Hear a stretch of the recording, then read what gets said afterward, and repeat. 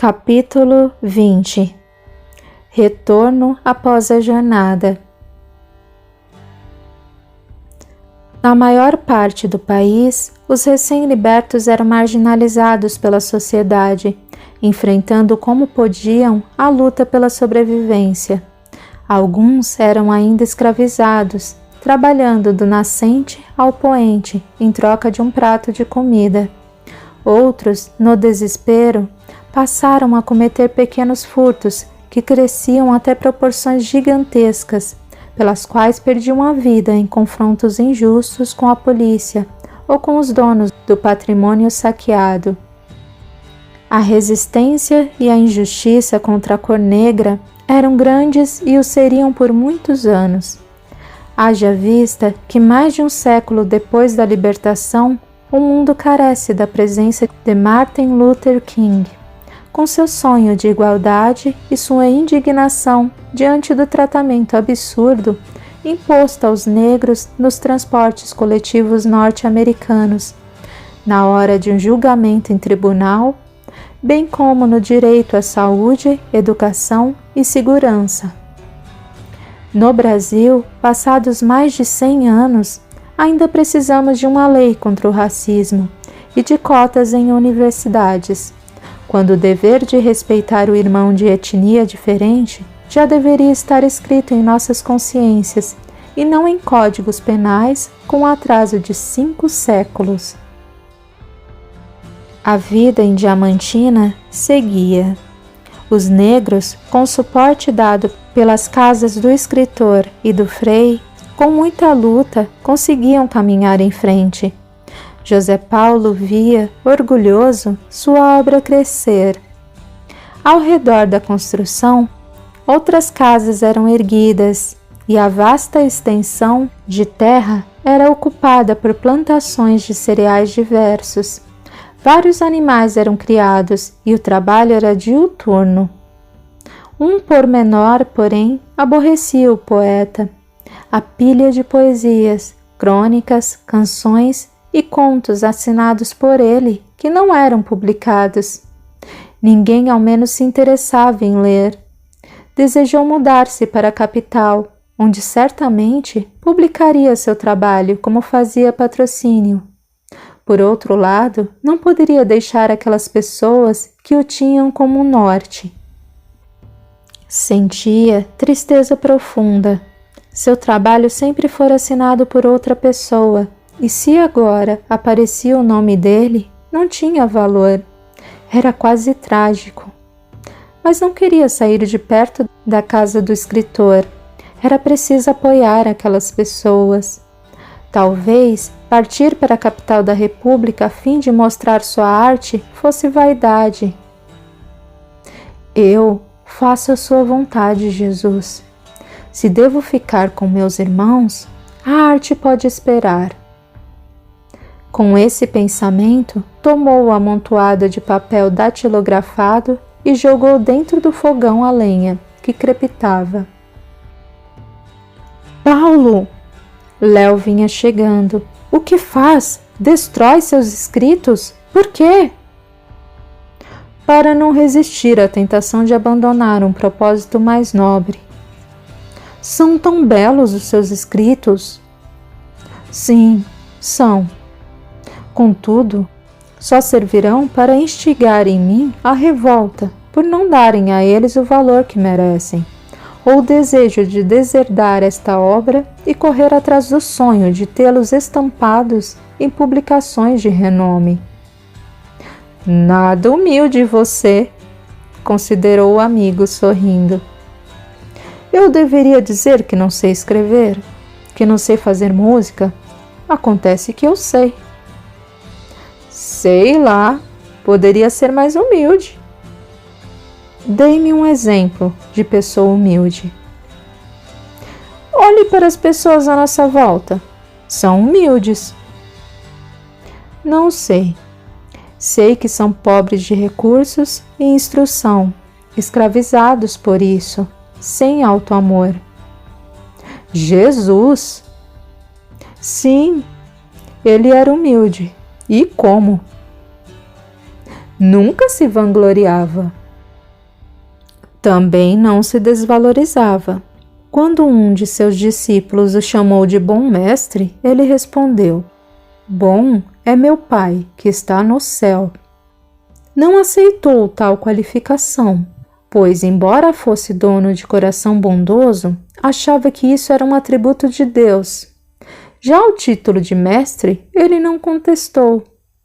Ser humilde é se reconhecer exatamente como se é, nem mais, nem menos. Mais é presunção, menos é falsidade. Por isso eu entendo que ser humilde é ser quem somos, assumindo nossos defeitos e qualidades. E com toda a humildade do mundo digo: meus escritos são belos, porém o plano de Jesus para mim é infinitamente superior. Desculpe-me. Vim para dar uma notícia que talvez lhe interesse. André foi visto na cidade. Procurava por mim? Não que eu saiba. Estava em busca do tradutor. Foi o que o gringo falou. Deixe-o seguir seu rumo. Não me incomodo com ele. Na tentativa de matá-lo, ele matou a sua Clara. Perdeu bem mais que eu.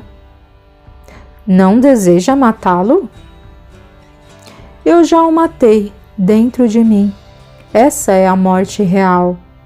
Se disparasse uma arma em seu peito, eu mataria seu corpo e ele poderia viver para sempre em minha mente, em minha companhia, e fazendo muito mal e separando Clara de mim de verdade.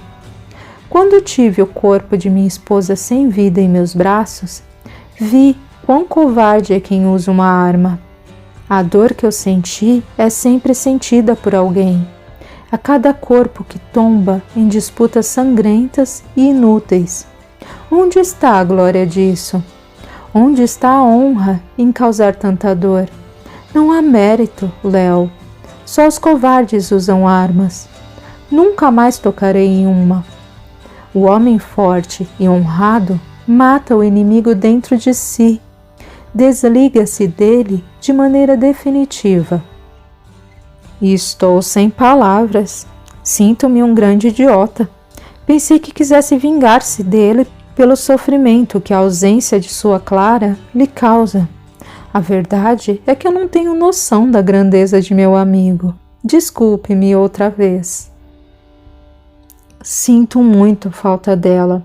A dor da saudade é ininterrupta, como uma chaga aberta, sangrando continuamente. E é por isso que tento não cometer desatinos, que só me afastariam mais dela. Clara deixou este mundo ao se dar em um gesto nobre de amor, e não será me dedicando à vingança sórdida e cruel que um dia poderei reencontrá-la. Quero viver no bem para ter essa condição. Eu quero matar Clarice desse jeito, mas ainda não posso. Olho para ela e sinto muita raiva. Antes de atingi-la, a sua raiva é uma agressão contra si próprio. Gosta de sentir raiva? Não, é horrível. Estou tentando. Só que essa história dela estar vivendo em Mancebia com aquele tradutor me deixou mais magoado. Por quê? Acha que o fato de não ter sido capaz de perdoá-la não dá a ela o direito de amar outra pessoa? Não a quer por esposa, e eu não digo que está errado, mas daí a querer que ela se feche para o amor, chega a ser irracional. Perdoe Clarice, Léo. Volte a viver maritalmente com ela ou desligue-se dela de uma vez. Ele não respondeu. Abraçou o amigo por longo tempo, depois saiu calado. O dono da casa contemplou tristemente as cinzas de seu trabalho e respirou fundo. Sentiu o desânimo se abatendo sobre ele. Evocou a lembrança do santo de seu nome e repetiu: como é difícil deixar que o Cristo viva em nós, mas quão prazeroso o sacrifício pode vir a ser. Obrigado, Jesus, por não desistir de nós. O sol se punha no oeste avermelhado. Corria o ano de 1890. Fernando e algumas dezenas de pré-adolescentes lavavam as ferramentas para encerrar o dia de atividades na grande horta da casa do Frei, quando ele ficou paralisado. Viu nitidamente o amigo Estevão andando entre as hortaliças viçosas. Tinha a expressão de contentamento estampada no rosto pálido e parecia muitos quilos mais magro. O hábito marrom acariciava a terra firme e varrida entre os canteiros. Correu em seu encalço, gritando o seu nome. Estevão, que bom que voltou! Vamos trabalhar muito juntos! Quando estava a poucos passos do amigo, ele sorriu e desapareceu, feito gás. Fernando parou olhando o vazio. Chorou em silêncio. Rapidamente chegou à cozinha, onde inúmeras mulheres preparavam o jantar em panelas enormes. Clarice, com faca afiada, retirava o milho verde das espigas. Ele se aproximou dela e disse num fio de voz: Estevão está morto. Quem lhe disse isso? Onde ele está? Ninguém me disse. Eu não sei onde aconteceu. Só lhe asseguro que ele morreu. Acabo de me avistar com seu fantasma. Está falando a verdade? Eu já menti para você? Abraçada ao amigo do coração, Clarice chorou sem alarde. E à noite, quando o silêncio se fez na casa, evocou a presença de Estevão com fervorosa devoção. Ele, no entanto, não lhe foi visível. Pediu que lhe aparecesse no sonho, o que também não aconteceu. Estevão deixara o corpo físico vítima de violenta infecção intestinal, que generalizada arrebatara-o rapidamente ao plano do espírito. Chegara do outro lado da vida depauperado e angustiado. Seu maior sofrimento era o remorso pelo abandono do trabalho em Diamantina. Os médicos do espaço incluíram em seu tratamento uma visita à horta e à igreja. A visão do trabalho continuado deu alento ao coração do pobre Frei, que se deixou ajudar e partiu. Portanto, estava sendo tratado, sem a menor condição de atender aos rogos de Clarice, que tomou sua ausência como mais um descaso, já que ele se mostrara para Batatinha. Na verdade, fora a mediunidade aflorada do tradutor que lhe permitira visualizar a visita que o amigo fazia à horta, antes de partir para o mundo espiritual. Nossos afetos, que nos precedem ao túmulo, não se tornam santos por esse fato. Na maioria das vezes, se encontram perturbados, em fase de adaptação e tratamento, visto que chegamos do outro lado tal qual saímos deste. Devemos enviar-lhes nossas mais sinceras preces e nunca chamar por eles. Em hipótese alguma, podemos pedir-lhe favores ou ajuda, sob risco de se angustiarem pela impotência, dado que não sabemos da situação de cada um. Devemos pedir auxílio a Jesus, nosso irmão maior, governador de nossa morada e sempre apto a resolver qualquer situação dentro dela, e que conta com fabuloso exército de servidores, a qual delega inúmeras atividades concernentes a cada categoria específica. Como imaginar a angústia de uma mãe desencarnada que não pode atender ao pedido de um filho ainda na Terra? Como avaliar o quanto isso pode atrasar seu processo de recuperação e entendimento? Sejamos, pois, caridosos com nossos afetos que se encontram na pátria do espírito. Enderecemos a eles nossas preces e boas vibrações, nosso amor em forma de energia. Clarice não se conformou com a impossibilidade de ver Estevão, nem mesmo em seus sonhos.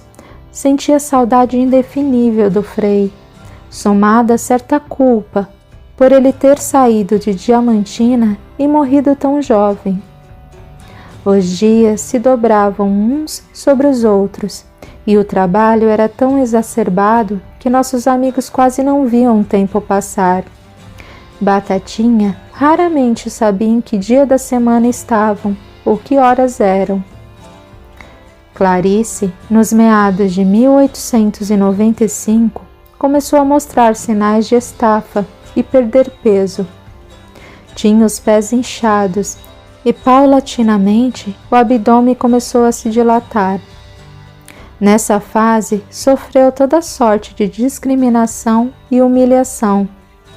Os habitantes da cidade, ela inclusive, acreditavam que estava para dar à luz. Na verdade, seu envolvimento com David evoluíra a tal ponto que não era de se estranhar a suposição de ser uma mulher grávida, sem marido, que vivia com um tradutor forasteiro. E uma mulher grávida, sem marido, era tida como meretriz.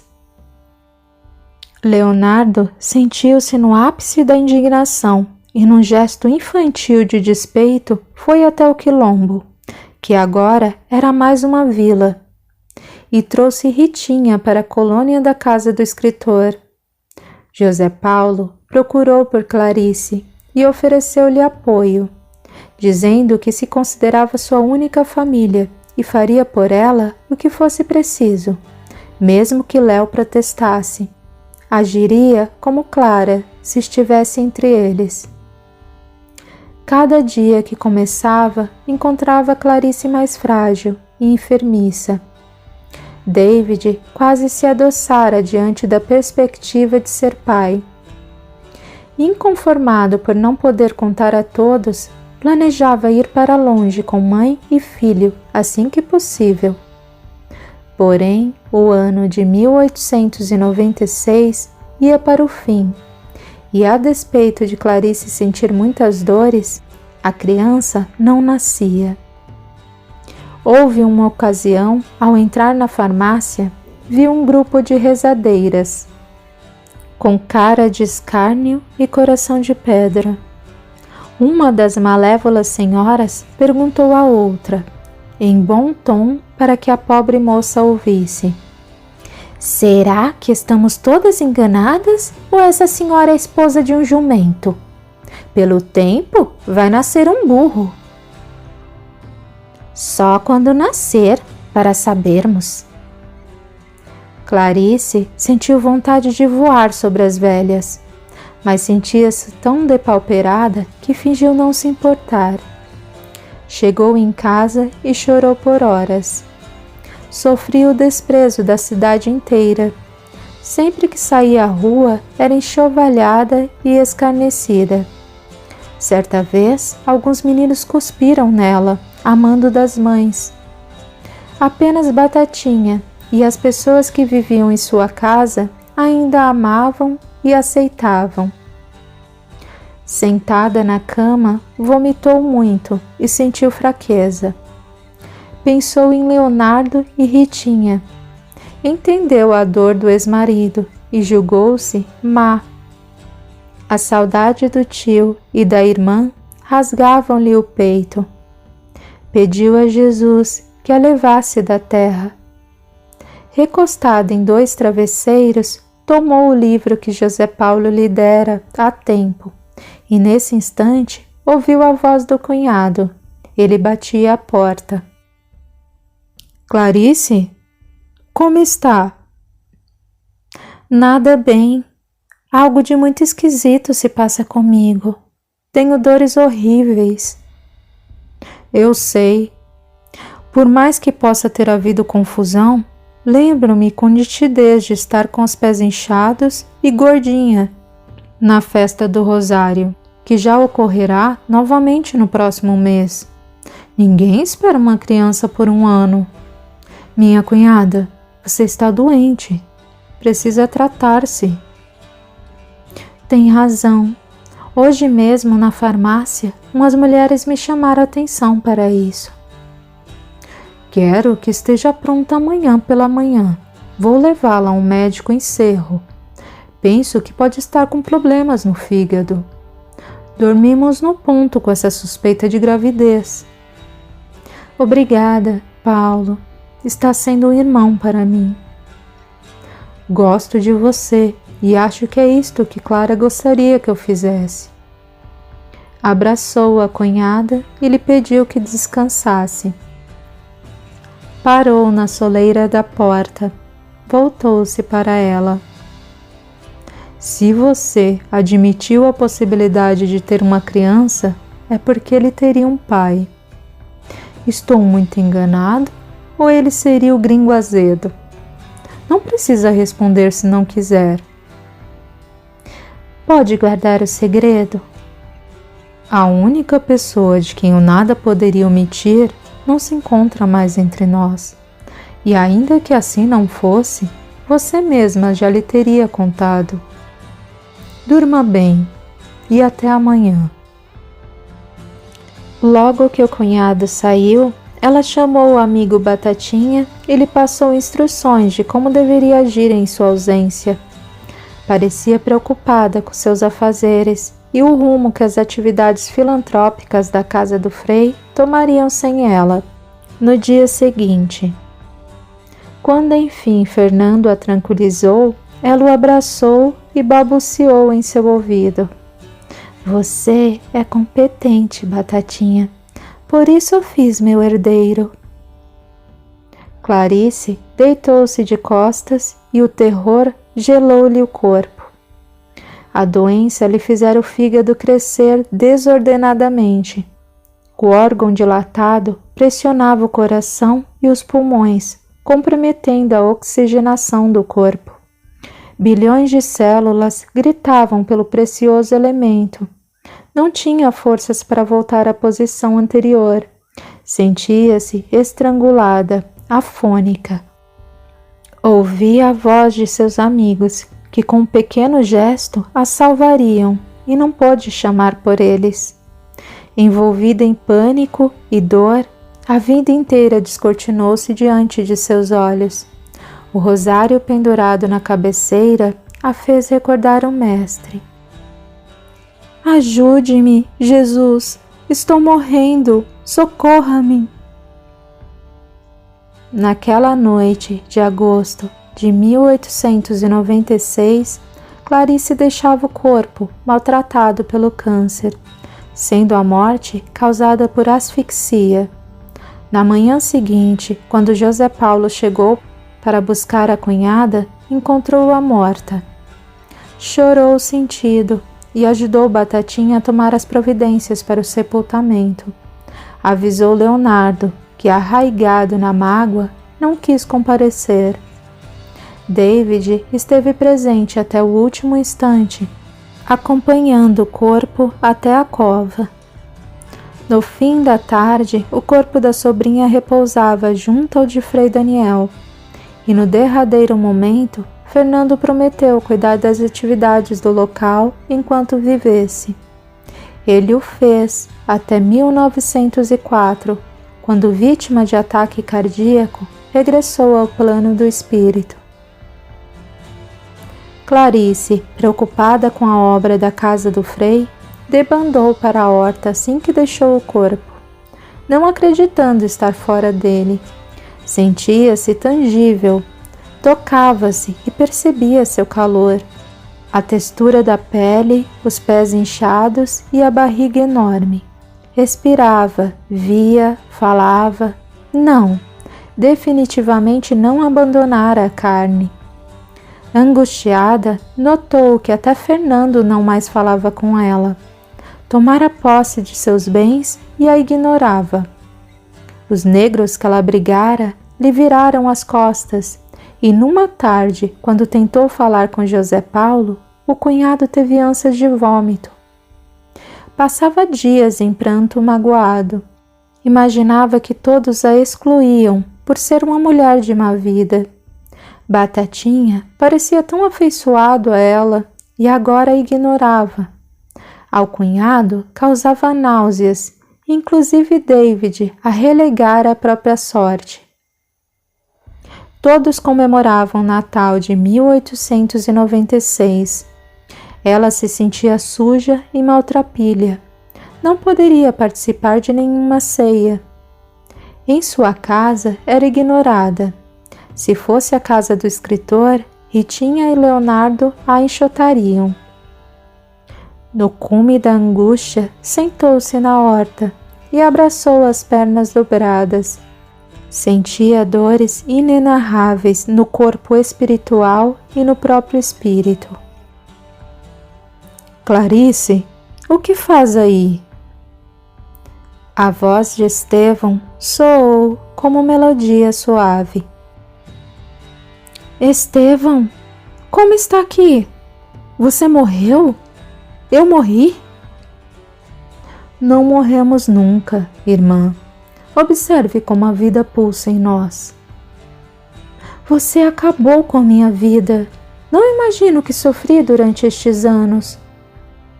Peço que perdoe a parte da culpa que é minha e ajude-me a me redimir de tanto débito, aceitando minha ajuda para seguir. Para onde me levará? Para um lugar limpo e sereno. Lá terá ajuda e tratamento adequado. É onde eu ainda trato de minhas mazelas e Clara também está. Clara morreu. Ninguém morre, apenas mudamos de dimensão. A casa do Pai tem muitas moradas e sempre há uma porta aberta para abrigar seus filhos. Fernando cuidará de tudo. Olhe só para esta horta, tão linda, tão verde. Sobreviveu a mim, porque você estava aqui, e sobreviverá a você, pois temos Fernando. Todos nós podemos ser substituídos. A obra do Mestre não seria tão grandiosa se assim não fosse. Não se prenda mais aqui. Jesus a chama.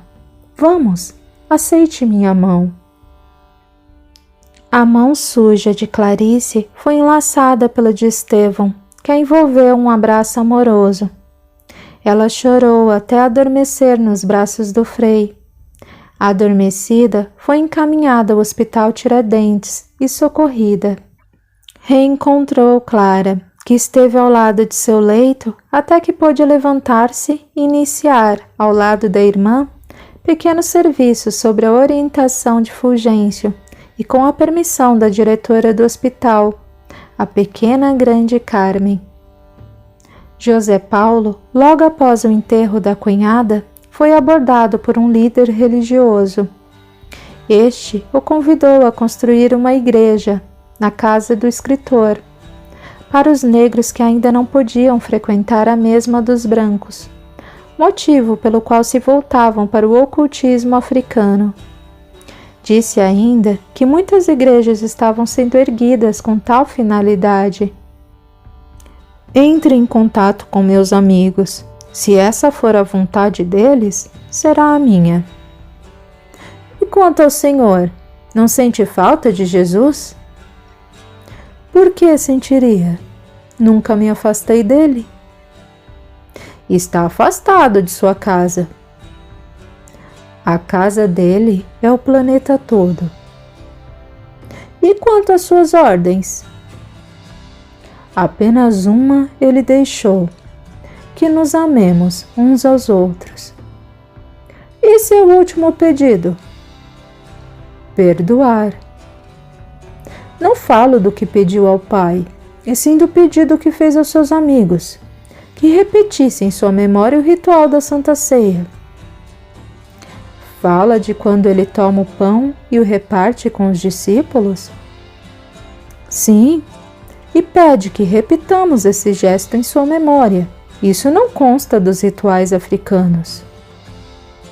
Pelo pouco que conheço da história do Mestre, creio que o que ele pediu para fazermos em sua memória foi a divisão do pão, o parte-o e deu-lhe, e não necessariamente um ritual. Pode avaliar Como é belo estar à mesa todos os dias e celebrar a memória dele, dividindo o que temos para comer com família e amigos, afetos e desafetos? Para mim, essa é a memória de Jesus. Não é por acaso que os mais velhos acreditam que ele está à mesa no momento das refeições. Nesse momento, celebramos a sua memória. Ele nunca morrerá, enquanto os homens se sentarem para comer e dividir a refeição em harmonia. Em contrapartida, se negarmos o pão a quem tem fome, seja o pão do corpo ou da alma, conseguiremos fazer aquilo de que nem o fabuloso exército romano foi capaz: matar o mestre. Não dividir o pão é deixar de celebrar a sua memória. O religioso parecia ter perdido a voz diante da retórica vibrante do sábio líder da casa do escritor. Sem mais argumentos, despediu-se com um aceno de cabeça e um sorriso sem graça, e demandou o lado oposto. A casa do escritor não contou com uma igreja, porém a Santa Ceia se repetia todos os dias em ritmo de amizade e amor sublime, onde todos comiam de tudo o que produzia, evocando a memória do Mestre. Alguns plantavam verduras, outros cultivavam cereais, outros ainda criavam animais, e a mesa de todos era farta de alimentos.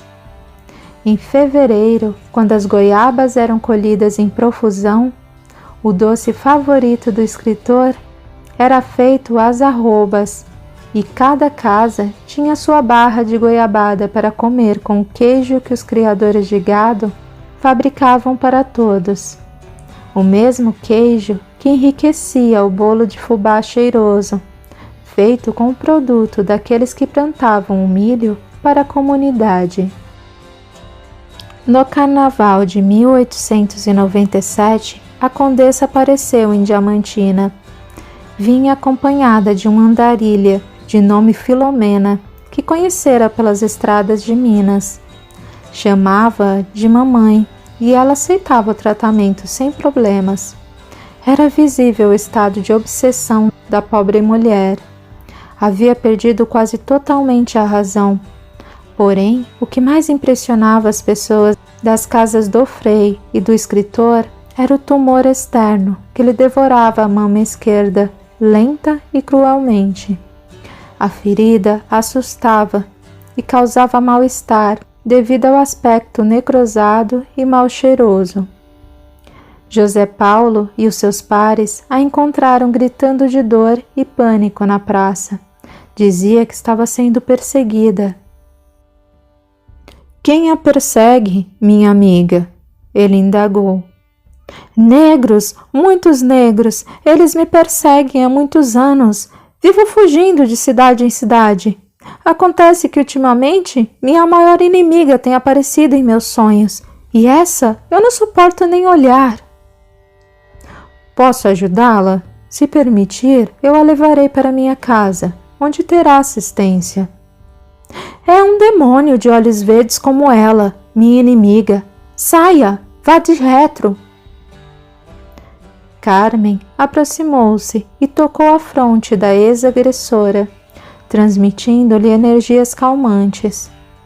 Por muitos dias, o pessoal da casa do escritor tentou socorrê-la, mas a simples visão dos olhos verdes de José Paulo deixava a pobre mulher tresloucada. O mulato de olhos verdes lembrava a ela a Esmeralda, a meia-irmã que mutilara no passado. A culpa desenhava o rosto de sua vítima e seu medo era tão grande que a tomava por alguém em busca de vingança. Na realidade, a doce Esmeralda, ou Carmen, apenas queria ajudar a irmã de outras épocas. Entretanto, seu coração endurecido a fazia duvidar que alguém a quem agredira física e moralmente, de maneira tão desumana, alguém a quem tivesse imputado sofrimentos indecifráveis, estivesse em seu encalço para ajudá-la. Depois de constatarem que os traços físicos de José Paulo impediam a assistência, Batatinha conseguiu alojar Filomena em sua casa. A condessa não aceitou a hospitalidade e saiu sem destino. Em uma tarde fria de inverno de 1897, dormia às margens do rio do Garimpo, quando um bando de moleques, que sempre escarnecia dela, empurrou a pobre para dentro da água, de onde não conseguiu sair. Seu corpo nunca foi encontrado. Filomena ainda sobreviveu a ela por alguns meses, quando o câncer de mama tomou outros órgãos vitais e levou-a de volta ao plano do espírito. As duas foram conduzidas ao Hospital Tiradentes, de onde haviam partido antes dessa última romagem. Clara e Clarice cooperavam com Carmen na ala hospitalar mais calma, até que em uma bela manhã a benfeitora as chamou e, sob uma arvorezinha verde claro, comunicou: "Meninas, desde que aqui chegaram, têm colaborado muito e não me trouxeram complicações do tipo quero ir para a crosta, preciso ver meus afetos ou algo do gênero. Estou muito contente com vocês e por isto serão gratificadas hoje com a presença de uma pessoa que sei que amam." Abriu largo sorriso para alguém que vinha pelas costas das irmãs. As duas se viraram e, sorrindo, correram para um abraço emocionado. "Socorro! Há quanto tempo está aqui, irmã?" "Desde que deixei Massapê. Não se lembra que lhe disse que vivia em um pronto-socorro, na ocasião em que visitamos Inspirar-te?" "Sim, claro, eu me lembro. Parece que foi ontem." "Tenho estado aperfeiçoando minhas habilidades de cura. Ajudei mamãe e Glorinha enquanto estavam aqui e faço o mesmo agora que voltaram." "Elas estão aqui?" Clarice perguntou entusiasmada. "E Sãozinha?" "E já não se encontraram?" Carmen tomou a palavra. "Agora vamos visitar as outras, pois Sãozinha está com elas." As irmãs entenderam que se tratava de Benedita. Dalva ou Filomena, ao se avistar com Carmen, sempre caía em pranto incontrolável, ainda não se libertara do que fizera contra a irmã. Quando era abraçada por ela, sentia-se uma vilã sem coração. O afeto que Esmeralda lhe devotava fazia que se lembrasse da senhora e da escrava de outrora, e percebesse o quanto os títulos terrenos são ilusórios. Reconhecendo que a escrava era infinitamente melhor, mais sábia e digna que a senhora, chorava de vergonha e arrependimento. "Minha irmãzinha, não chore. Olhe só quem eu trouxe, Assunção e Anunciação." "Minha Assunção, perdoe-me por ter sido tão relapsa com seu sofrimento. Fui péssima mãe para todas vocês." "Não fale assim, mãezinha. Serei sua filha quantas vezes Jesus permitir." "Eu também, mamãe," falou Sãozinha, enquanto ambas abraçavam a mãe. "Obrigada, filhas, obrigada." Passaram um bom período juntas. Apenas Glorinha não mostrava sinais de melhora. Ainda se encontrava como a condessa de Diamantina, perturbada e cheia de rancor. Não conseguia lembrar-se de nada além de Diamantina e Filomena. Socorro se dedicaria à irmã até começar a preparação de sua nova incursão na carne, no século que se anunciava. José Paulo, Leonardo e David, na varanda da casa do escritor, esperavam por Aboré e família, que deveriam chegar para visitá-los e comemorar o decênio da abolição. O líder agora se intitulava prefeito do Quilombo. Dizia que a monarquia acabara E se o maior homem do país perder o título de imperador, ele, infinitamente menor, não aceitaria mais o de rei. Chegaram antes do meio-dia.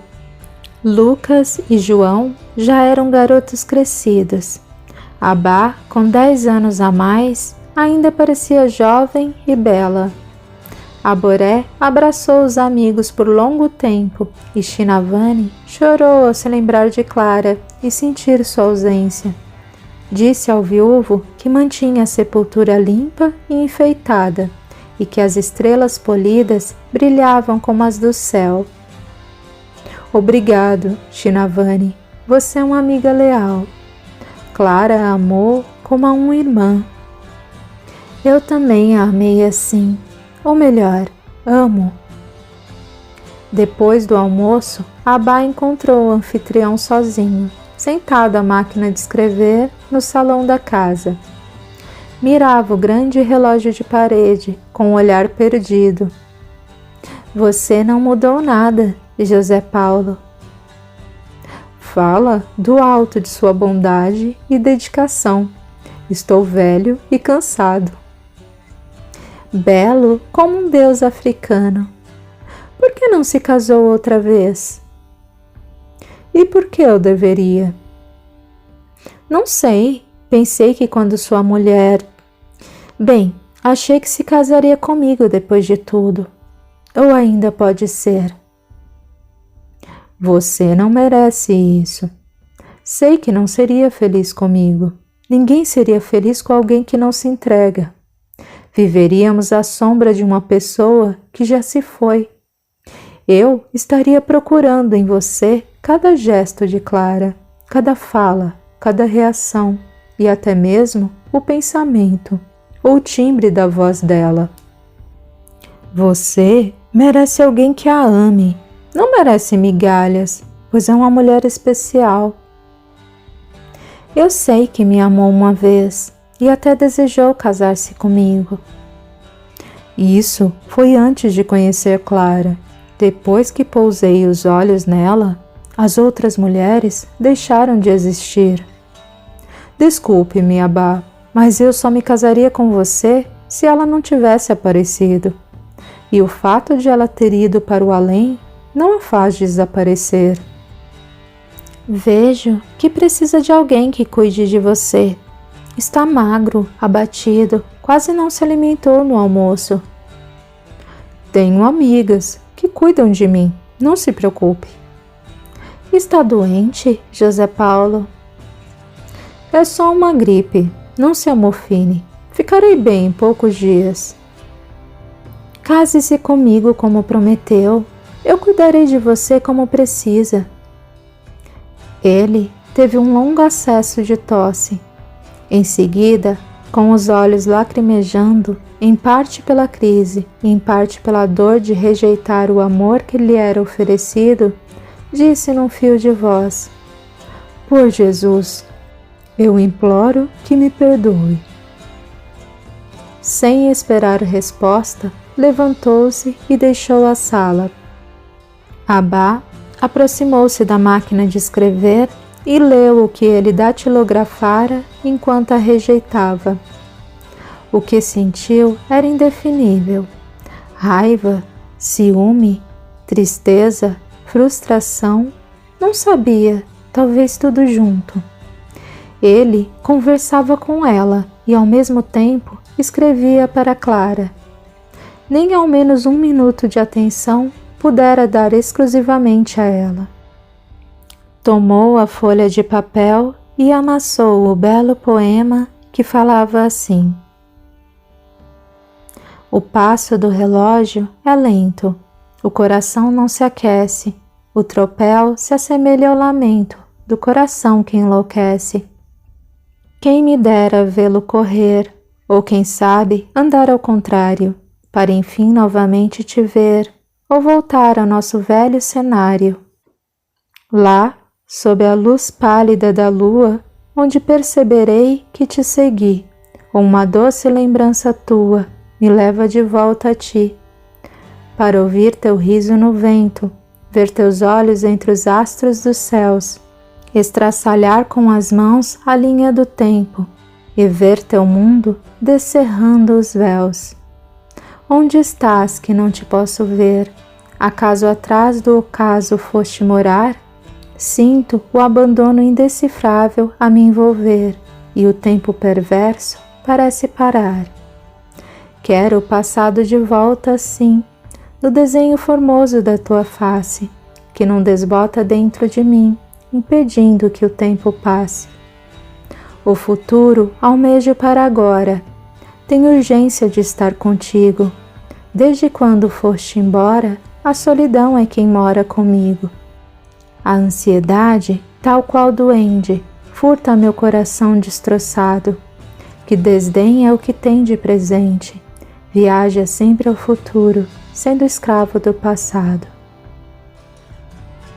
As comemorações dos 10 anos da abolição consistiram em rodas de capoeira, danças, músicas e comidas típicas. Pai Quinzinho abençoou os amigos e pediu aos bons espíritos que derramassem sua proteção sobre as águas e o alimento.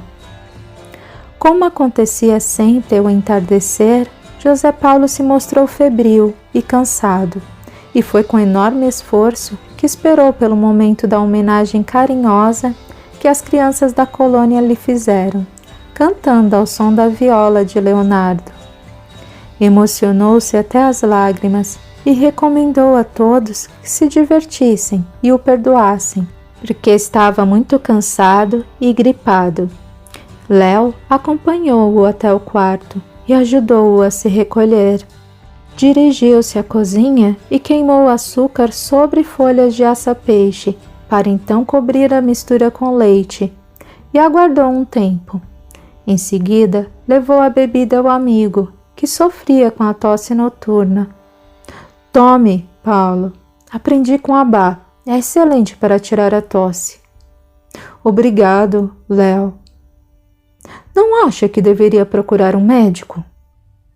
Estou bem. É só um resfriado.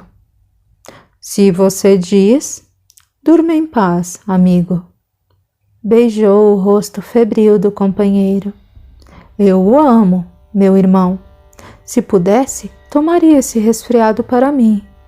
Sofreria qualquer coisa por você. Eu acredito, pois faria o mesmo por você. Eu o amo como a um irmão. Nem pense em nos deixar. Li o poema que jogou pela janela. Parece que deseja seguir Clara. Por favor, amigo. Desejo. Porém, não é o meu desejo que conta. O que fez com o poema, Léo? Queimei, como fez aos outros. Não acredito. Como pôde? Mas você o jogou fora. Pensei que não se importasse. Você está certo. Não importa mesmo. Por que o jogou pela janela? Porque Clara já o leu, com certeza. Durma em paz. Você também. O estado de saúde do dono da casa preocupou a Boré, que uma semana depois, ao avistar a irmã preparando a bagagem para voltar ao quilombo, chamou-a à conversa particular. Está com pressa de partir, Abá. Como pode, se estava tão ansiosa para vir? Você sabe muito bem o que se passa. Por mim, já estaria em casa. Não seja orgulhosa, minha irmãzinha. Ele foi apenas sincero. Tem por você grande carinho. Não quer magoá-la. Ele não pôde dar-me atenção total, nem na hora em que me rejeitava. Educadamente me repelia e datilografava uma poesia para ela, a um só tempo. Que humilhação! Abá, hoje o amor que sente vai ser testado. Será a prova de fogo de sua vida. José Paulo não está bem. É evidente que tem tísica. É mera questão de tempo. Está certo do que diz? Sim. Tem tosse contínua, febre, cansaço e emagrecimento. E ainda ontem, após uma crise de tosse, observei sua expectoração sanguinolenta. O pobre amigo tenta fazer-se de herói, poupa as pessoas de sua dor, principalmente Léo e David, mas está muito doente. É esse o meu teste? Ver José Paulo morrer? Ah, meu irmão, não faria diferença, ele nunca viveu por mim. É algo muito egoísta para ser dito, minha irmã. Você sempre foi generosa e boa. Sinto-me enganada, ludibriada em meus sentimentos. Parece, ao meu ver, que ele me deve um mínimo de atenção. Abá, embora esteja cheio de amigos que o amam, Paulo precisa de algo a mais. De alguém que, além de amá-lo, tenha conhecimento de cura. Esta é sua prova de fogo. O que você quer propor? Que eu fique aqui para cuidar dele?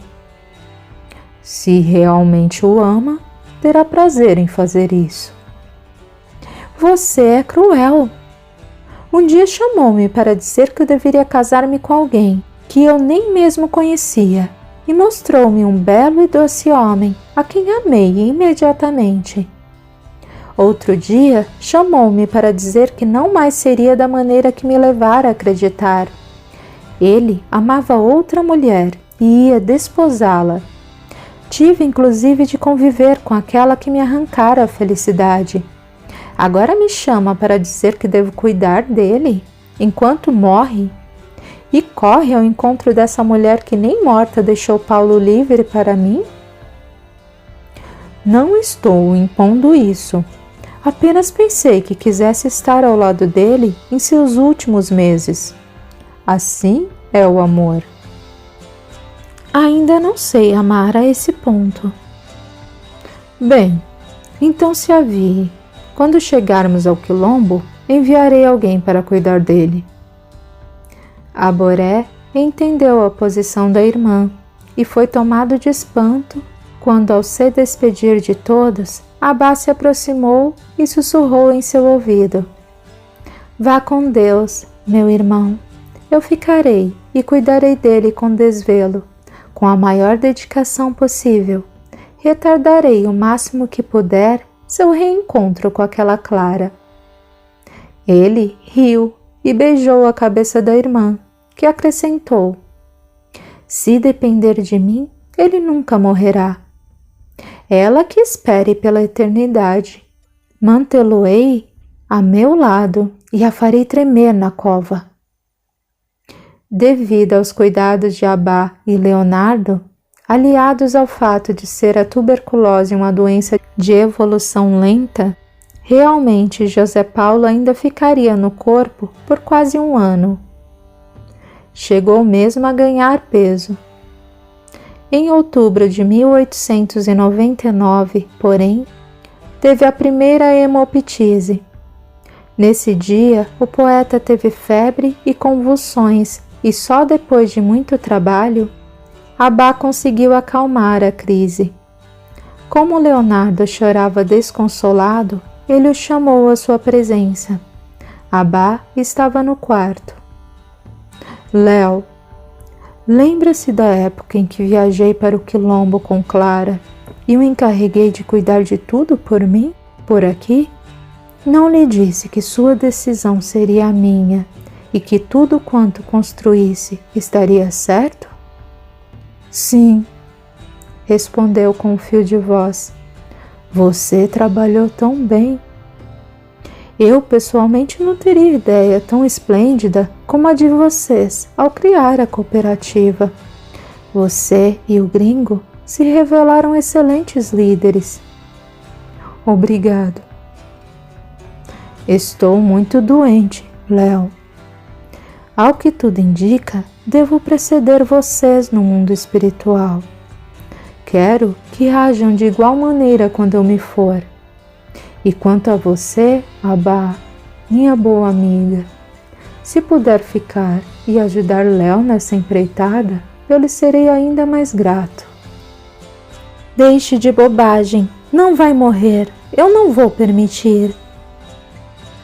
terá minha gratidão eterna.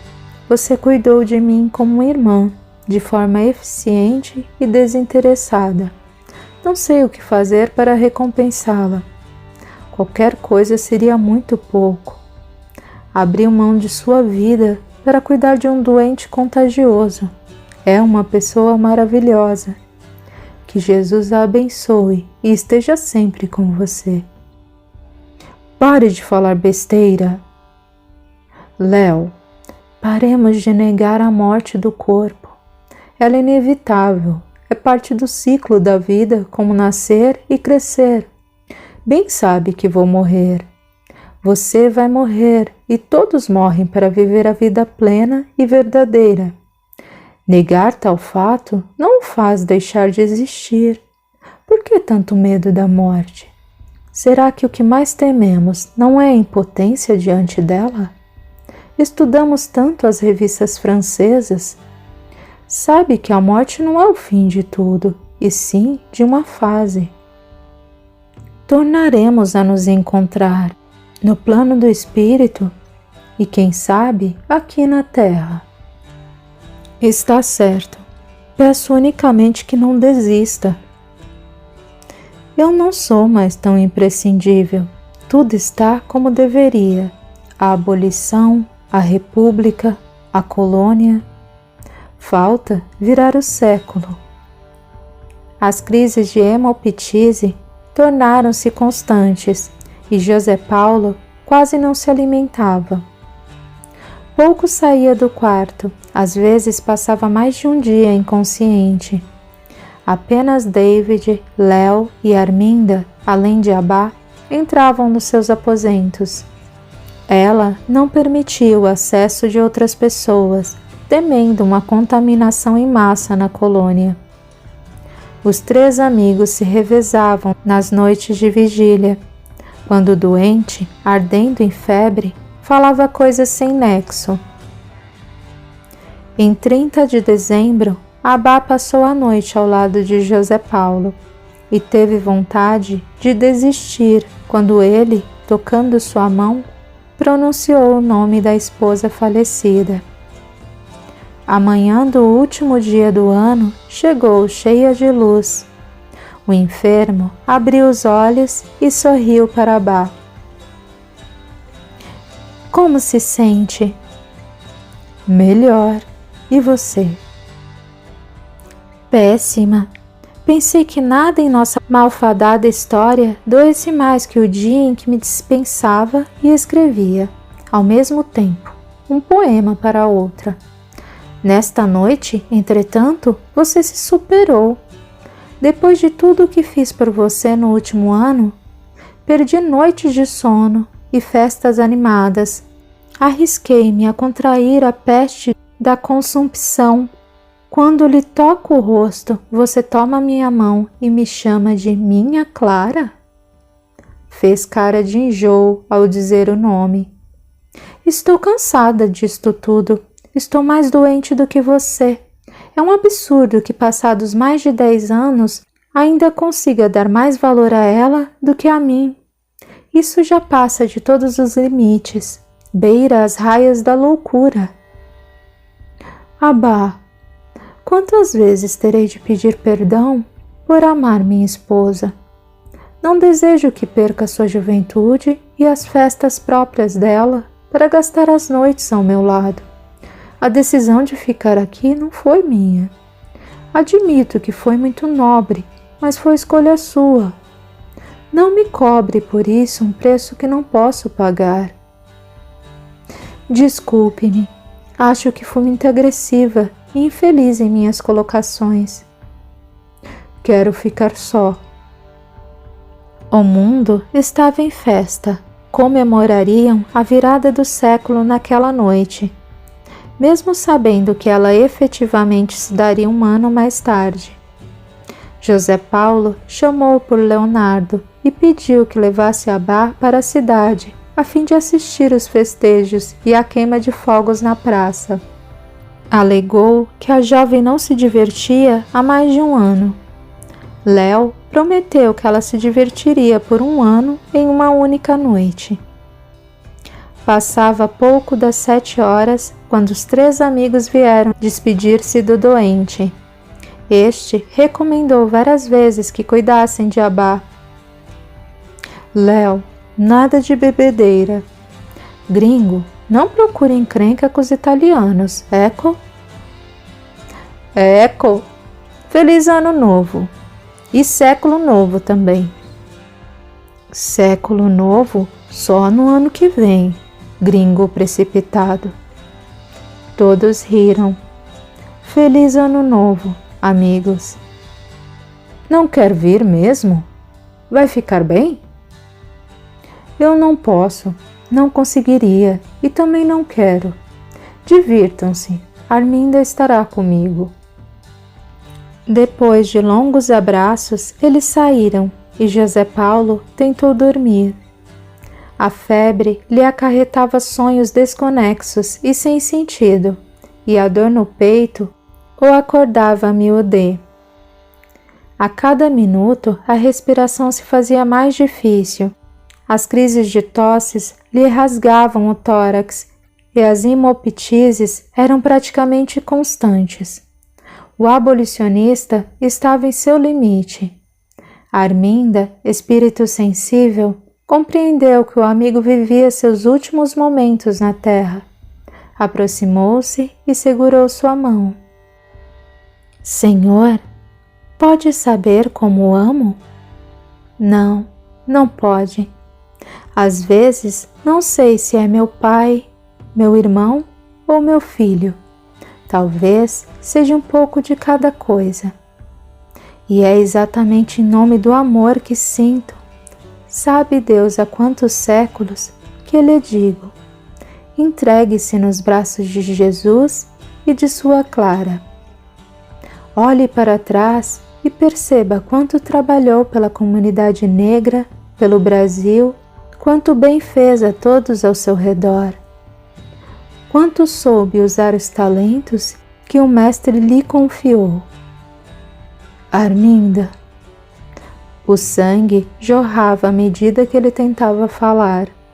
Não fale, descanse. José Paulo Ribeiro. Seu nome ficará gravado para sempre. Não nos livros de história, posto que até de seus dotes literários abriu mão, e sim no coração daqueles que o amaram e foram amados por você. É um mito para muitos. Existe em minha vida algo que eu gostaria de não ter feito. Gostaria de não ter magoado Abá. Não pode culpar-se por ela ter escolhido fechar o coração. Mire-se no exemplo de Clarice. Depois de tudo, ainda se fez amada por David. Ficar sozinha foi escolha de Abá. Ele teve nova crise de tosse e sentiu dor lancinante no peito, que o fez perder os sentidos. Beijando a testa do amado amigo, Arminda se dirigiu a Jesus. Bom mestre, recebe em seu regaço esse trabalhador incansável. Quero ter a responsabilidade e o privilégio de testemunhar diante de você a seu favor. Pelo amor que nos aconselha a ter, eu peço, não o deixe sofrer mais, seu corpo já não consegue suportar. Assim como este seu servo amenizou tantas dores, principalmente a dor da fome, que por vezes incontáveis saciou, alivie-o, Senhor. Meu coração sangra por me apartar de alguém tão querido, mas não aguento vê-lo sofrer. Querer mantê-lo dentro de um corpo tão maltratado seria um gesto de egoísmo colossal.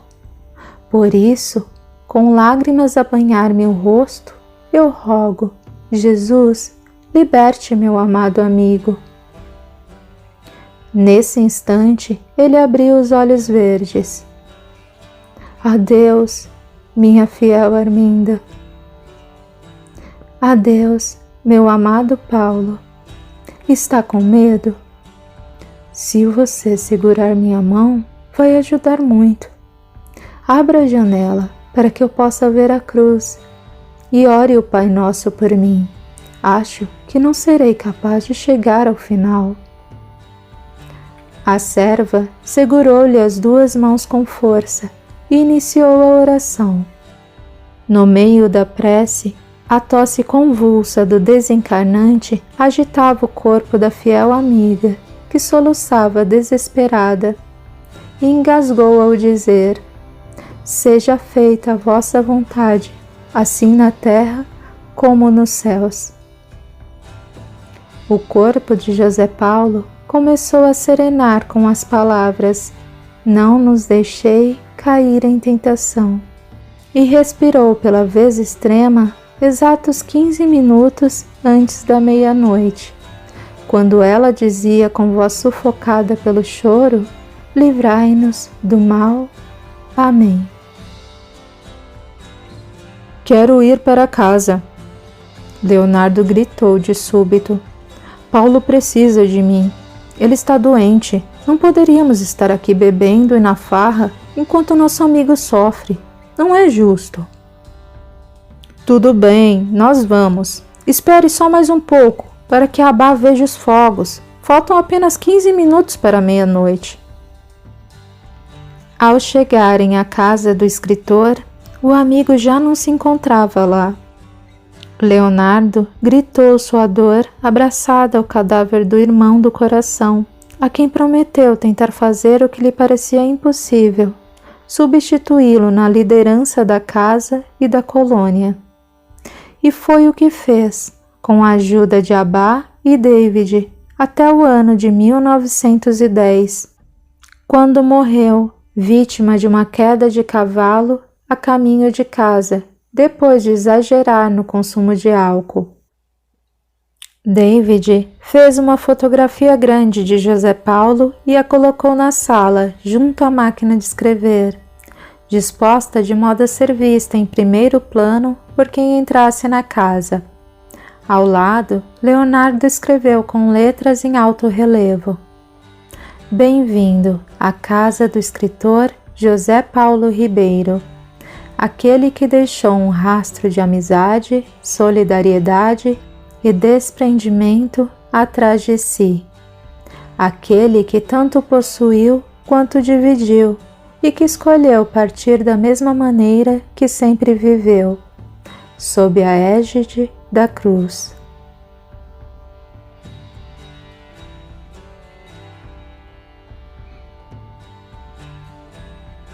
Epílogo. A voz de Arminda, repetindo a oração universal, parecia distante. As luzes do cruzeiro piscavam como vagalumes no céu do Brasil. Ora estavam lá, ora se perdiam. José Paulo sentia como se o peito fosse estraçalhado e o oxigênio tivesse preguiça de chegar ao destino. A imagem do rosto lavado em lágrimas da serva amiga também era inconstante. Ora via, ora ela se perdia na escuridão.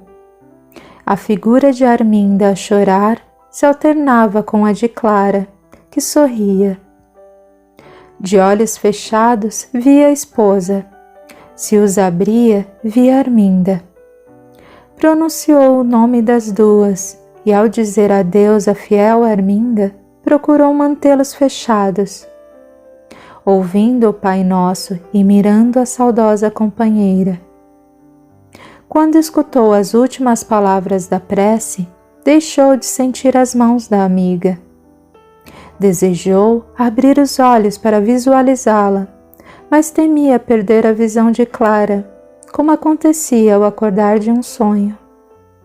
Sentia-se bem, a dor no peito acabara. Precisava dizer obrigado a Arminda. Sorriu para a esposa e abriu os olhos. Já não via a serva. Clara, no entanto, continuava em seu campo de visão. Sentou-se na cama. O cruzeiro brilhava intenso e Clara não desaparecera. Minha Clara, estou sonhando ou veio visitar-me? Vim pela promessa que fez quando me desposou. Eu a amo, minha esposa. Amei-a por toda a vida e depois dela também. Seja bem-vinda à minha casa, à minha família, à minha vida. Perdoe-me o atraso para a proclamação da República, porém, vim a tempo da virada do século, como combinamos. Faltam 15 minutos, ou estou enganada também? Que engano magnificente! Que erro primoroso! Comemorar a virada do século com esta inexatidão a trouxe 365 dias antes para os meus braços. Fique de pé para me abraçar. Espero por isso há tanto tempo, amor de minhas vidas. Estou doente, minha Clara. Não posso levantar-me. Pode sim. Corra, ou o século nascerá antes de eu abraçá-lo. Ao tomar a esposa nos braços, sentiu indizível felicidade. Respirou fundo e as lágrimas não paravam de escorrer pela sua face.